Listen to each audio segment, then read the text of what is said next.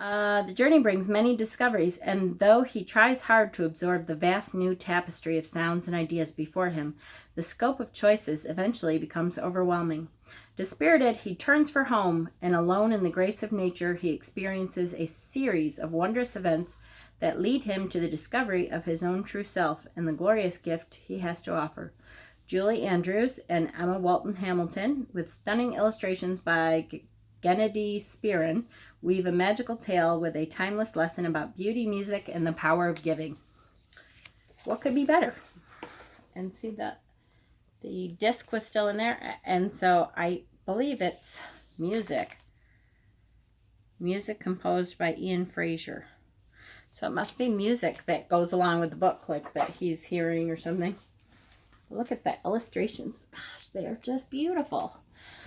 So, I just am growing my children's library so much. My husband is going to be like, where are we putting all these books? I'm sorry. Okay, so one more. Again, just different culture. Pele and Poliahu. Pele and Poliahu. And this was A Tale of Fire and Ice, retold by Malia Collins, illustrated by Kathleen Peterson. So this, where did I read about this? I think I read the first page and was like, oh, yep, I want it. Okay, so this is about the goddesses in Hawaii. Long, long ago, on the island of Hawaii, there lived two beautiful goddesses. Pele, the goddess of fire, lived on the slopes of Mauna Loa. Poliahu, the goddess of snow, lived on the snow-capped peaks of Mauna Kea.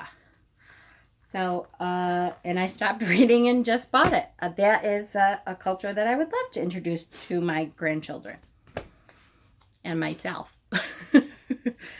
So, that is, I think, that is all the books. Yay!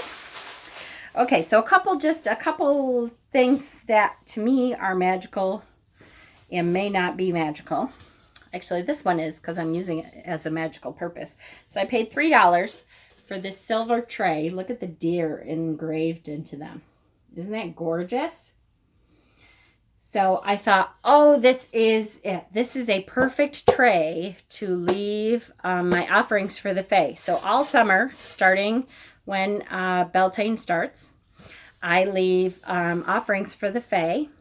And so not every day, but, you know, usually there's certain days that I feel I need to. So I will go out and I usually leave them on Sunday nights for sure. And I don't know why. I can't remember if I started that with a significant thing in mind. I can't remember. But so I thought that was a great offering tray for the Fae. And then I found, I was like, oh my gosh, are you kidding me? I haven't opened it yet. So this is the Peter Pan game. And it's 1976, so it's the year my brother was born. And it looked like it was in great shape. Look at, and here are the pieces in there.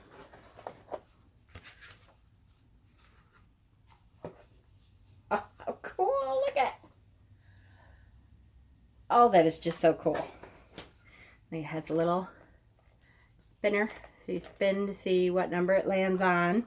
And then all the little pieces are under here, I assume. I hear them. Yep.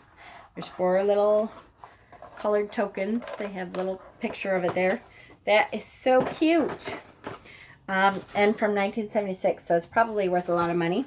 I always, when I get stuff like that, I always go, see now, I'll have to look it up on Etsy and stuff, and I bet you I could get a good price for it if I go to Etsy. Now, okay, and I paid $5. But games like that, vintage games like that, go for really a lot of money, especially when they're in good shape. I probably will never sell it. My poor husband.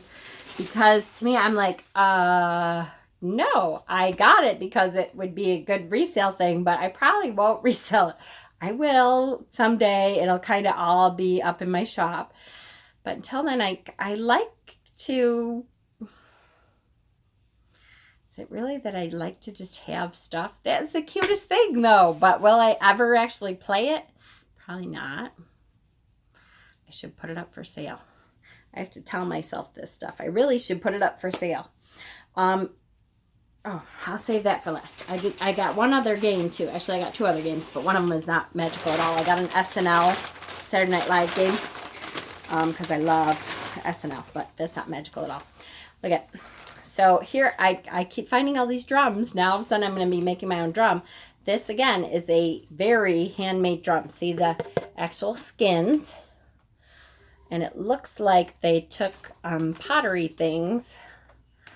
And the rawhide stuff is holding it together. They're held together by rawhide. They're beautiful. And I paid $4. Gorgeous.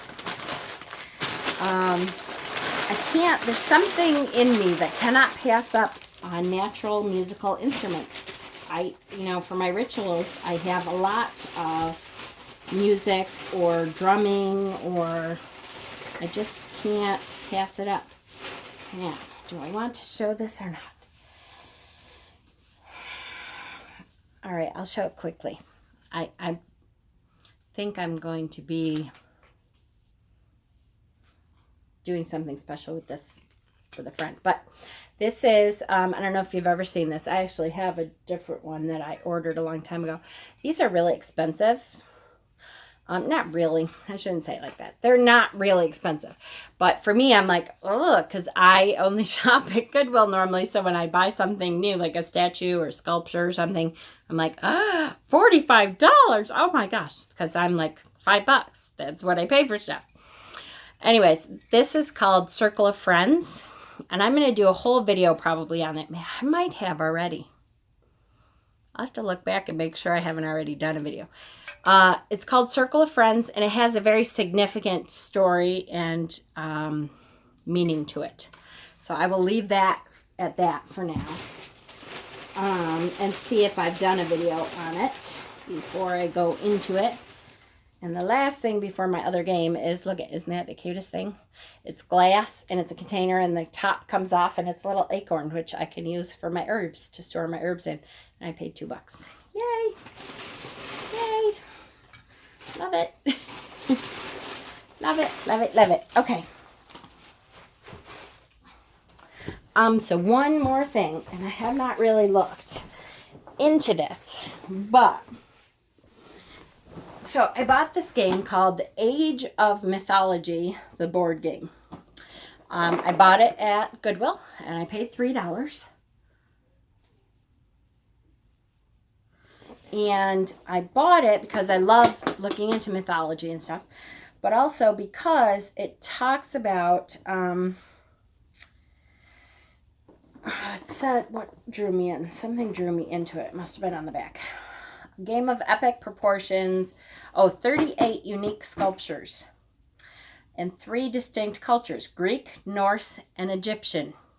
And it has 38 sculptures in there, which I assume means 38 sculptures, like of their gods and goddesses and stuff. So even if they're teeny tiny, I can incorporate them into my altar in little ways. Or I can play the game, whatever. But yes, look, ooh. Okay, so they are little.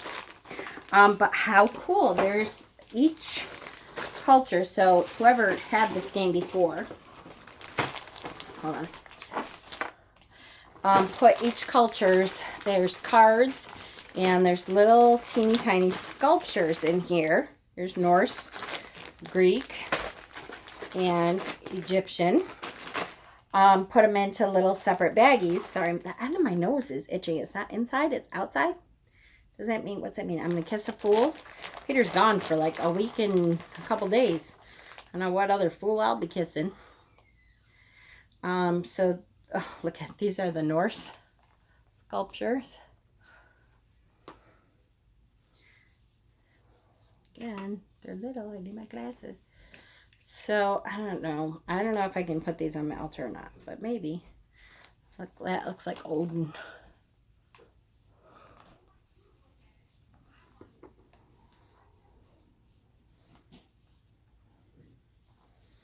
And this, look, this kind of looks like Thor, but so I assume that all the little gods and goddesses are in there.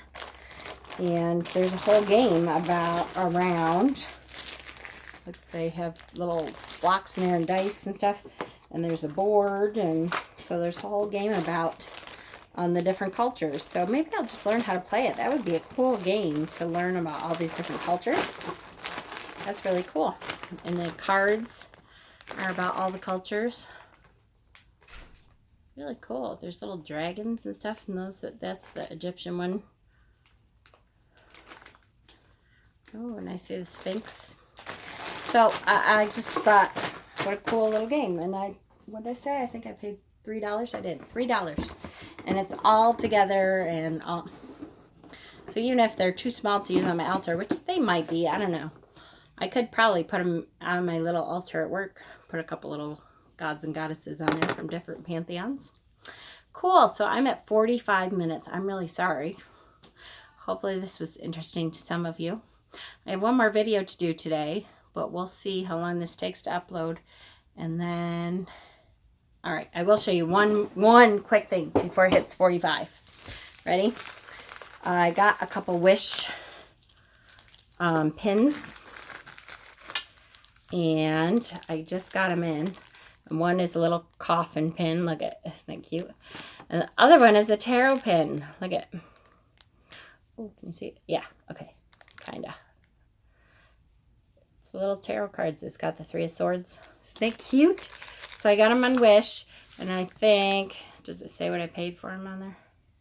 They were like, I don't know, $2 or something with shipping and everything. Love Wish. All right. I will hopefully see you guys later on tonight. Blessings.